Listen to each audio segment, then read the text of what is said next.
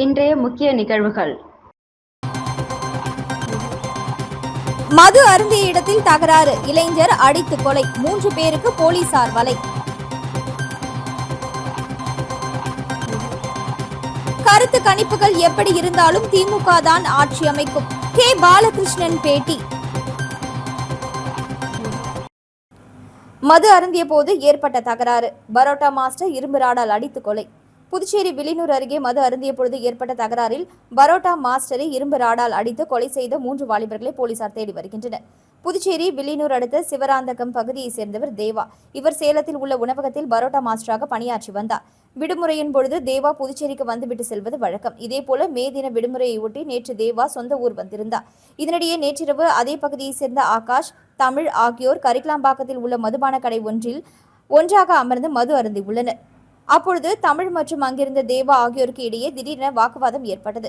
இது கைகலப்பாக மாறியுள்ளது. அக்கம் பக்கத்தினர் மோதலை விலக்கிவிட்ட நிலையில் அங்கிருந்து கிளம்பிய தேவா தனது நண்பரான ராகுல் மற்றும் சிலருடன் அரியூரில் உள்ள தனியார் பொறியியல் கல்லூரி பின்புறத்தில் அமர்ந்து மீண்டும் மது அருந்திக் கொண்டிருந்தனர். அப்பொழுது தமிழ், ஆகாஷ் மற்றும் அவரது நண்பர் ஆதி ஆகியோர் இருசக்கர வாகனத்தில் தேவா இருக்கும் இடத்திற்கு இரும்பு ராடு, பைப்பு உள்ளிட்ட பயங்கர ஆயுதங்களுடன் வந்துள்ளனர். இதை பார்த்து அதிர்ச்சியடைந்த தேவா மற்றும் அவரது நண்பர்கள் அங்கிருந்து தப்பி ஓட முயன்றனர். ஆனால் தேவாவை சுற்றி வளைத்த தமிழ் மற்றும் அவரது கூட்டாளிகள் கொடூரமாக அடித்துள்ளனர். அதில் இரத்த காயங்களுடன் தேவா மயக்கமடைந்து சரிந்ததும் அக்கும்பல் பைக்கில் தப்பிச் சென்று விட்டது. இதைத் தொடர்ந்து படுகாயத்துடன் உயிருக்கு போராடிய தேவாவை அவரது நண்பன் ராகுல் மீட்டு கதிர்காமம் அரசு மருத்துவமனைக்கு கொண்டு சென்றார். அங்கு தேவாவை பரிசோதித்த மருத்துவர்கள் அவர் ஏற்கனவே உயிரிழந்து விட்டதாக தெரிவித்தனர். இதையடுத்து அவரது உடல் பிரேத பரிசோதனைக்காக அனுப்பி அங்குள்ள சவக்கிடங்கில் வைக்கப்பட்டது. இதுகுறித்து வில்லியனூர் காவல் நிலையத்தில் ராகுல் புகார் அளித்தார். அதன் பேரில் தமிழ், ஆதி, ஆகாஷ் ஆகியோர் மீது கொலை வழக்கு பதிவு செய்த போலீசார் தலைமறைவாக உள்ள 3 பேரையும் வலைவீசி தேடி வருகின்றனர். மோடி அரசு தேர்தல் வரை கபட நாடகம் ஆடிவிட்டு தேர்தல் முடிந்த கையோடு வணிக சிலிண்டர் விலையை உயர்த்தி நாட்டு மக்கள் மீது விலைவாசியை சுமத்தி மோசமான நடவடிக்கையை மேற்கொண்டுள்ளதாக மார்க்சிஸ்ட் கம்யூனிஸ்ட் கட்சியின் தலைமை குழு உறுப்பினர் கே பாலகிருஷ்ணன் குற்றம் சாட்டியுள்ளார். சாகித்ய அகாடமி விருது பெற்ற எழுத்தாளர் தமிழ்ச்செல்வன் எழுதிய திருப்பி அடித்த வரலாற்று நூல் வெளியீட்டு விழா தனியார் ஹோட்டலில் நடைபெற்றது. இதில் சிறப்பு அழைப்பாளராக மார்க்சிஸ்ட் கம்யூனிஸ்ட் கட்சியின் தலைமை குழு உறுப்பினர் பாலகிருஷ்ணன் கலந்து கொண்டு நூலினை வெளியிட்டு வாழ்த்துரை வழங்கினார். தொடர்ந்து செய்தியாளர்களை சந்தித்த பாலகிருஷ்ணன், மோடி அரசு தேர்தல் வரை கபட நாடகம் ஆடிவிட்டு தேர்தல் முடிந்த கையோடு வணிக சிலிண்டர் விலையை உயர்த்தியுள்ளனர். வணிக சிலிண்டர் கிடைக்காததால் பல உணவகங்கள் மூடப்பட்டுள்ளன. சாலையோர உணவு கடை வியாபாரிகள் கூட கடைகளை நடத்த முடியவில்லை. உணவு கடைகளை நம்பியுள்ள மக்கள் பெரும் அளவு பாதிக்கப்பட்டுள்ளனர். தேர்தல் முடிவு வெளியான பிறகு வீட்டு உபயோக சமையல் எரிவாயு சிலிண்டர் விலை, பெட்ரோல், டீசல் விலையை உயர்த்துவதற்கு மத்திய அரசு தயாராக உள்ளது.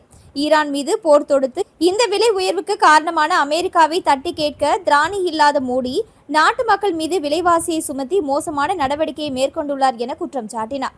தொடர்ந்து பேசிய அவர், தமிழகத்தில் தேர்தலுக்கு பிந்தைய கருத்து கணிப்புகள் பல்வேறு மாறுபட்ட கருத்துக்கள் வந்தாலும் திராவிட முன்னேற்றக் கழகம் தலைமையிலான மதசார்பற்ற முற்போக்கு கூட்டணி மகத்தான வெற்றி பெறும். 2வது முறையாக திமுக தலைவர் மு.க. ஸ்டாலின் முதலமைச்சராக பதவியேற்பார் என்பதில் எந்த சந்தேகமும் இல்லை. புதுச்சேரியில் ஏற்கனவே பாஜக, என்ஆர் காங்கிரஸ் கூட்டணி அரசு பள்ளிகளில் மாநில பாடத்திட்டங்களை நிறுத்திவிட்டு சிபிஎஸ்இ பாடத்திட்டத்தை அமல்படுத்தியுள்ளனர். சிபிஎஸ்இ மாற்றத்திற்கு பிறகு அடுத்த கட்டமாக மும்மொழி கொள்கையை அமல்படுத்துகிறார்கள். பிரெஞ்சு மொழியை தாய்மொழியாக கொண்டு பல ஆயிரக்கணக்கான மக்கள் வாழ்கின்ற புதுச்சேரியில் பிரெஞ்சை 3 மொழியிலிருந்து ஒரு மொழியாக எடுத்துவிட்டனர். அப்படியென்றால் தாய்மொழி கல்விக்கு என்ன முக்கியத்துவம் இருக்க போகிறது? மும்மொழி கொள்கை என்று சொன்னால் கூட ஆங்கிலமும் இந்தியும் தான் இருக்குமே தவிர தமிழ் மொழி இருக்குமா என்பது சிபிஎஸ்இ பாடத்திட்டத்தில் கேள்விக்குறியாகியுள்ளது. நிச்சயமாக மார்க்சிஸ்ட் கம்யூனிஸ்ட் கட்சி மும்மொழி கொள்கையை எதிர்த்து போராடும். இந்த மும்மொழி கொள்கையை வாபஸ் வாங்க வேண்டும் என்று நாங்கள் கேட்டுக்கொள்கிறோம் என்றார். புதுச்சேரி கடற்கரையில் நடைபெற்ற சித்ரா பௌர்ணமி சிறப்பு பூஜையில் துணைநிலை ஆளுநர் கைலாஷ்நாதன் சிறப்பு விருந்தினராக கலந்து கொண்டார். மேலும் இதில் ஏராளமான பக்தர்கள் கலந்து கொண்டு மகா சமுத்திர ஆரத்தி காண்பித்து ஓம் நமச்சிவாய என முழக்கமிட்டு வழிபட்டனர். புதுச்சேரி மாநிலம் மகா சமுத்திர ஆரத்தி சேவா சங்கம் தொடர்ச்சியாக 57வது மாதம் நடத்தும் சித்திரை மாத சித்ரா பௌர்ணமியை முன்னிட்டு புதுச்சேரி கடற்கரை சாலையில் தலைமைச் செயலகம் எதிரில் பௌர்ணமி திருநாளில் காசியில் நடைபெறும் கங்கா ஆரத்தி பூஜைக்கு நிகராக பஞ்சபூத வழிபாட்டின் அங்கமாக சமுத்திர ஆரத்தி பூஜை நடைபெற்றது. இதில் சிறப்பு விருந்தினராக புதுச்சேரி மாநில துணைநிலை ஆளுநர் கைலாஷ்நாதன் கலந்து கொண்டார். நிகழ்ச்சியில் பாஜக மாநில தலைவர் ராமலிங்கம், சட்டமன்ற உறுப்பினர் செல்வம் உள்ளிட்ட ஏராளமான பொதுமக்கள் மற்றும் பக்தர்கள் கலந்து கொண்டு ஆரத்தியை காண்பித்து ஓம் நமச்சிவாய என முழக்கமிட்டு வழிபட்டனர்.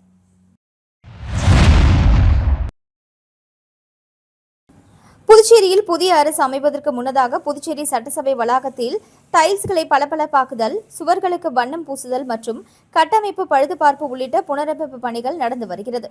புதுச்சேரியில் சட்டசபை தேர்தல் ஏப்ரல் 9ஆம் தேதி நடைபெற்றது. வாக்கு எண்ணிக்கை வரும் 4ஆம் தேதி நடைபெற உள்ளது.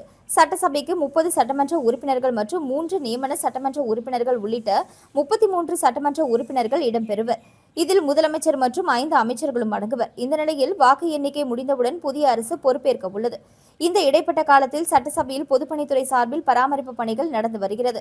கழிவறைகளை சுத்தம் செய்தல், மின்சார பழுதுபார்ப்பு மற்றும் குளிரூட்டிகளை பராமரித்தல் போன்ற அத்தியாவசிய பராமரிப்பு பணிகளும் சட்டசபை வளாகம் முழுவதும் உள்ள அனைத்து கட்டிடங்களிலும் சுவர்களுக்கும் வண்ணம் பூசுதல் மற்றும் சிறு பழுதுபார்ப்பு பணிகள், வளாகத்தில் உள்ள டைல்ஸ் தரையை இயந்திரம் மூலம் பளபளப்பாக்கும் பணியில் ஊழியர்கள் ஈடுபட்டுள்ளனர்.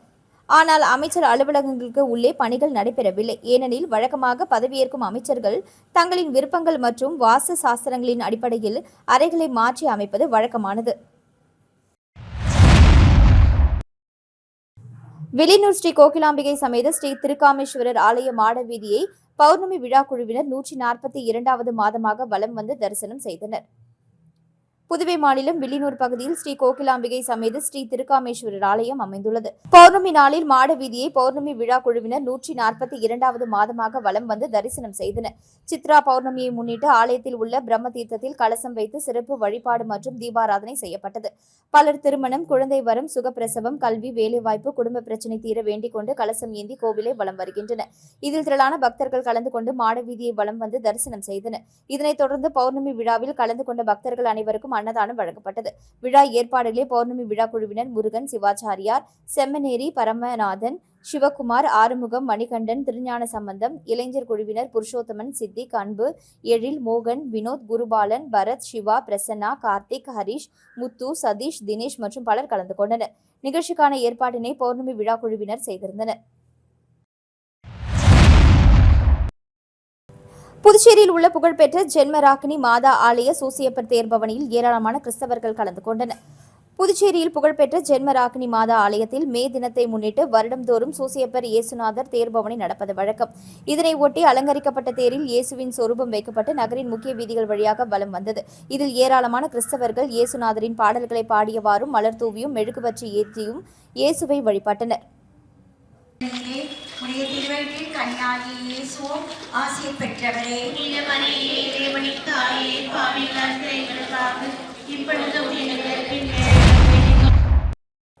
கரையாம்புத்தூர் திரௌபதி அம்மன் ஆலயத்தில் தீமிதி திருவிழா சிறப்பான முறையில் நடைபெற்றது. புதுவை மாநிலம் பாகூர் கொம்யூனியன் கரையாம்புத்தூர் கிராமத்தில் எழுந்தருளி உள்ள ஸ்ரீ திரௌபதி அம்மன் ஆலயத்தில் தீமிதி திருவிழா சிறப்பாக நடைபெற்றது. சித்திரை மாதம் 10ஆம் தேதி கொடியேற்றத்துடன் திருவிழா தொடங்கியது. அர்ஜுனன் திரௌபதி அம்மன் திருக்கல்யாணம் நடைபெற்றது.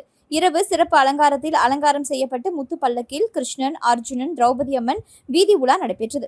விழாவின் முக்கிய நிகழ்வாக மாலை 6 மணி அளவில் தீமிதி திருவிழா நடைபெற்றது. திரளான பக்தர்கள் கலந்து கொண்டு தீமிதித்து தங்களது நேர்த்திக் கடனை செலுத்தினர். இவ்விழாவில் துணை சபாநாயகர் ராஜவேலு கலந்து கொண்டு சுவாமி தரிசனம் செய்தார். விழாவிற்கான ஏற்பாடுகளை கோவில் சிறப்பு அதிகாரி கமலக்கண்ணன் மற்றும் பொதுமக்கள் செய்திருந்தனர். விழாவில் கலந்து கொண்ட அனைவருக்கும் அன்னதானம் வழங்கப்பட்டது. மறுநாள் அம்மனுக்கு மஞ்சள் நீராட்டு விழா நடைபெற்றது. அதனைத் தொடர்ந்து தர்மர் பட்டாபிஷேகம் நடைபெற்றது. மேலும் கரகாட்டம் மற்றும் தெருக்கூத்தும் நடைபெற்றது. காரைக்காலில் நீட் இலவச பயிற்சி பெற்று தேர்வு எழுத உள்ள மாணவர்களை வாழ்த்தி சான்றிதழ்களை வழங்கினார் சட்டமன்ற உறுப்பினர் சந்திர பிரியங்கா. காரைக்காலில் உள்ள டாக்டர் எய்ம்ஸ் அகாடமி சார்பில் 2026ஆம் ஆண்டு நீட் தேர்வுக்கு தயாராகும் மாணவர்களுக்கு இலவச நீட் பயிற்சி அளிக்கப்பட்டது. கடந்த ஆண்டு சோதனை முறையில் 5 மாணவர்கள் மட்டும் நீட் பயிற்சி அளிக்கப்பட்ட நிலையில் தற்பொழுது அதனை விரிவுபடுத்தி இந்த ஆண்டுக்கு 48 மாணவர்களுக்கு டாக்டர் எய்ம்ஸ் அகாடமி சார்பில் 40 நாட்கள் பயிற்சி முகாம் நடைபெற்றது. பயிற்சியில் பங்கேற்ற மாணவர்கள் அனைவருக்கும் சான்றிதழ்களை சட்டமன்ற உறுப்பினர் சந்திர பிரியங்கா வழங்கி மாணவர்களை வாழ்த்தி பேசினார். நிகழ்ச்சியில் PSR கோல்ட் ஹவுஸ் இயக்குநர் Premanand, House of Nila CEO Vennila Ramachandran ஆகியோர் மாணவர்களை ஊக்குவித்து பேசினர். எய்ம்ஸ் அகாடமி இயக்குநர் புவனேஸ்வரி நிகழ்ச்சியில் பங்கேற்ற அனைவருக்கும் நன்றி கூறினார். மேலும் தலைமை ஆசிரியர் சரவணன் வரவேற்புரை வழங்கினார். நிகழ்ச்சியினை ஆசிரியர் விஜயலட்சுமி தொகுத்து வழங்கினார். இந்நிகழ்ச்சியில் நீட் பயிற்சி வகுப்பில் பங்கேற்ற மாணவர்கள் மற்றும் பெற்றோர்கள் ஏராளமானோர் கலந்து கொண்டனர். புதுச்சேரி முத்தியால்பேட்டையில் அமைந்துள்ள ஸ்ரீ முத்து ரட்சக மாரியம்மன் திருக்கோவிலில் நடைபெற்ற மகா சண்டி ஹோமத்தில் பக்தர்கள் பலரும் கலந்து கொண்டு அம்மனை வழிபட்டு சென்றனர். புதுச்சேரி முத்தியால்பேட்டை காந்தி வீதியில் அமைந்துள்ளது ஸ்ரீ முத்து ரட்சக மாரியம்மன் திருக்கோவில். இந்த திருக்கோவிலில் 14ஆம் ஆண்டு மகா சண்டி ஹோமம் நடைபெற்றது. மேலும் அலங்கரிக்கப்பட்ட அம்மனுக்கு கோபூஜை, விக்னேஸ்வர பூஜை, சங்கல்பம் நடைபெற்றது. தொடர்ந்து மகா சண்டி வேள்வி தொடங்கி வடுக பூஜை, கன்னியா பூஜை, சுவாசினி பூஜை, கலசாபிஷேகம் நடைபெற்று அனைவருக்கும் பிரசாதம் வழங்கப்பட்டது. இந்த மகா சண்டி ஹோமத்தில் பக்தர்கள் பலரும் கலந்து கொண்டு அம்மனை வழிபட்டு சென்றனர்.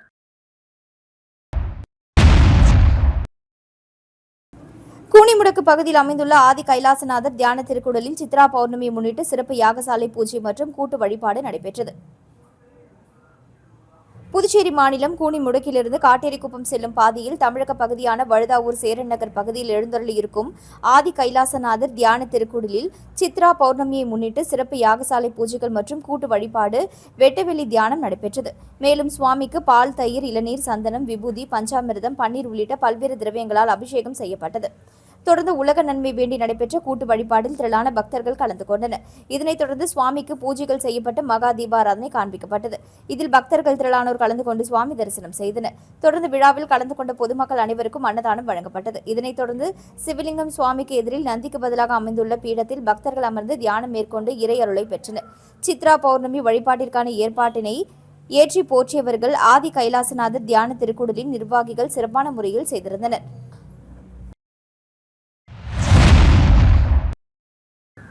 புதுச்சேரி சட்டப்பேரவை எதிர்க்கட்சித் தலைவர் எம்எல்ஏ சிவாவின் 59வது பிறந்தநாள் விழா பூத்துறை மணல்ல காப்பகத்தில் மதிய உணவு வழங்கி கொண்டாடப்பட்டது. புதுச்சேரி சட்டப்பேரவை எதிர்க்கட்சித் தலைவர் சிவா எம்எல்ஏ 59வது பிறந்தநாள் விழாவினை முன்னிட்டு ஊசுடு தொகுதி திமுக சார்பில் கலை இலக்கிய பகுத்தறிவு பேரவை மாநில துணை அமைப்பாளர் ஊசுடு உத்ராபதி ஏற்பாட்டில் பூத்துறை மனநல காப்பகத்தில் மதிய உணவு வழங்கப்பட்டது. இந்நிகழ்ச்சியில் தொகுதி பொருளாளர் அருள், தொகுதி துணை செயலாளர் துரை கதிரவன், கோபாலன் கடை அவைத்தலைவர் ஆனந்த கணபதி, ஸ்ரீனிவாசன், கடப்பேரிக்குப்பம் சுந்தரமூர்த்தி, ஊசுடு தொகுதி இளைஞரணி துணை அமைப்பாளர் விஜய், முருகன் என்கிற இரிசன், பழனி, நாகமுத்து, மோகன் உட்பட கட்சி நிர்வாகிகள் பலர் கலந்து கொண்டனர். இந்நிகழ்ச்சியில் தொகுதி செயலாளர் பி. சா. இளஞ்செழிய பாண்டியன் உடனிருந்தார். புதுச்சேரியில் அமைந்துள்ள ஸ்ரீ யோகமாயா லலிதாம்பிகை ஆலயத்தில் சித்ரா பௌர்ணமியை முன்னிட்டு அம்மனுக்கு சிறப்பு அபிஷேகம் செய்யப்பட்டு மகா தீபாராதனை காண்பிக்கப்பட்டது. இதில் திரளான பக்தர்கள் பங்கேற்று அம்மனை வழிபட்டு சென்றனர். புதுச்சேரி குருமாம்பேட் பகுதியில் அமைந்துள்ளது ஸ்ரீ யோகமாயா லலிதாம்பிகை மற்றும் ஸ்ரீ மகா சாம்ராஜ்ய லலிதாம்பிகை திருக்கோவில். இந்த திருக்கோவிலில் சித்திரை மாத பௌர்ணமியை முன்னிட்டு ஸ்ரீ லலிதா மகா யாகம் நடைபெற்றது. தொடர்ந்து லலிதாம்பிகைக்கு பால், தயிர், சந்தனம், திருநீர், திருமஞ்சனம், குங்குமம் உள்ளிட்ட பல்வேறு வாசனை திரவியங்கள் கொண்டு மகா அபிஷேகம் செய்யப்பட்டு யாகசாலையில் வைக்கப்பட்ட கலச நீரால் அம்மனுக்கு சிறப்பு அபிஷேகம் செய்யப்பட்டது. தொடர்ந்து வெண்பட்டில் அலங்கரிக்கப்பட்ட ஸ்ரீ மகா சாம்ராஜ்ய லலிதாம்பிகை மற்றும் நீலப்பட்டில் அலங்கரிக்கப்பட்ட ஸ்ரீ யோகமாயா லலிதாம்பிகைக்கு சகசரநாமம் பாடப்பட்டு மகா தீபாராதனை காட்டப்பட்டது. இதில் பக்தர்கள் பலரும் கலந்து கொண்டு லலிதாம்பிகை அம்மனை வழிபட்டு சென்றனர்.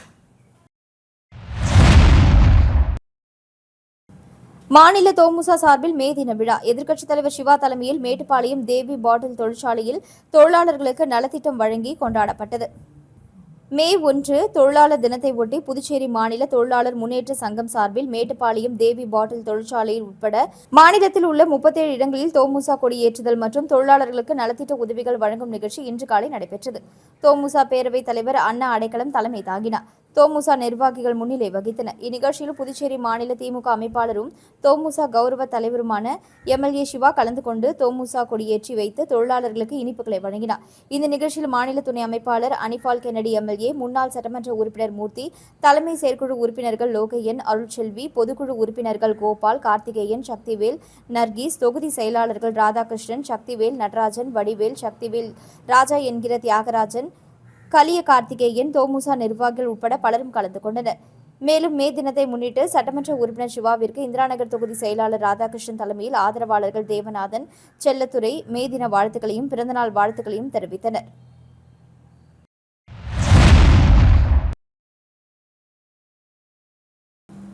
காட்டேரிக்குப்பம் பகுதியில் அமைந்துள்ள 33 அடி உயர அருள்மிகு சுந்தர நாயகி உடனுரை அஷ்டலிங்கேஸ்வரர் ஆலயத்தில் சித்ரா பௌர்ணமியை முன்னிட்டு நடைபெற்ற சிறப்பு பூஜையில் திரளான பக்தர்கள் கலந்து கொண்டு சுவாமி தரிசனம் செய்தனர். புதுச்சேரி மாநிலம் மண்ணாடிப்பட்டு கொம்யூனியன் காட்டேரிக்குப்பம் பகுதியில் அமைந்துள்ள 33 அடி உயர அருள்மிகு சுந்தர நாயகி உடனுரை அஷ்டலிங்கேஸ்வரர் திருக்கோவிலில் சித்ரா பௌர்ணமியை முன்னிட்டு சிறப்பு பூஜைகள் நடைபெற்றது. இதில் சிவபெருமானுக்கு அலங்காரம் செய்து மகா தீபாராதனை காண்பிக்கப்பட்டது. மேலும் ஆலயத்தின் மேல் பௌர்ணமி தீபம் ஏற்றுதல் நிகழ்ச்சி நடைபெற்றது. தொடர்ந்து ஆலயத்தில் உள்ள அஷ்டலிங்கங்களுக்கு அலங்காரங்கள் செய்து பூஜைகள் செய்யப்பட்டது. தொடர்ந்து சுந்தரநாயகி, அஷ்டபைரவர், நவகிரக விநாயகர், முருகப்பெருமான், வள்ளி தேவானை ஆகிய சுவாமிகளுக்கு அலங்காரங்கள் செய்து தீபாராதனை காண்பிக்கப்பட்டது. இதில் பக்தர்கள் திரளானோர் கலந்து கொண்டு சுவாமி தரிசனம் செய்தனர். இதனைத் தொடர்ந்து விழாவில் கலந்து கொண்ட பக்தர்கள் அனைவருக்கும் ஆலயம் சார்பாக அன்னதானம் வழங்கப்பட்டது. நிகழ்ச்சிக்கான ஏற்பாட்டினை அஷ்டலிங்க சிவாலய அன்னதான அறக்கட்டளை மற்றும் காட்டேரிக்குப்பம் கிராம பொதுமக்கள் வெகு சிறப்பான முறையில் செய்திருந்தனர்.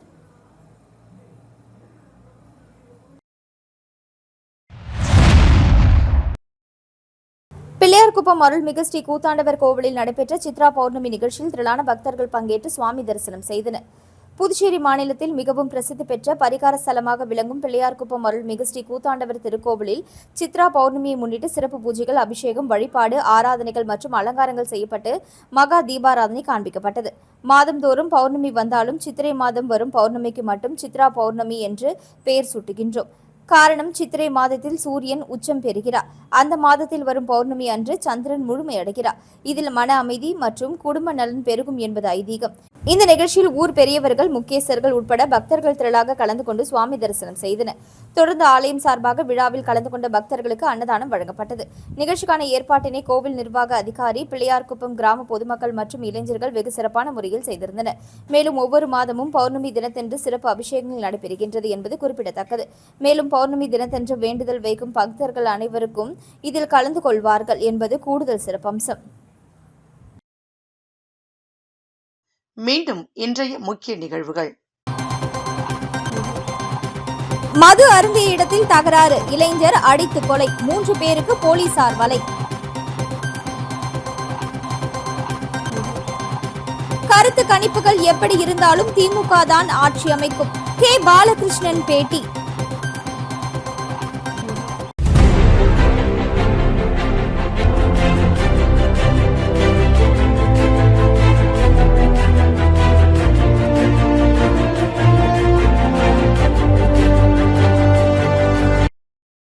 செய்திகளை உடனுக்குடன் தெரிந்து கொள்ள ஆஸ்கர் யூடியூப் சேனலை சப்ஸ்கிரைப் செய்யவும்.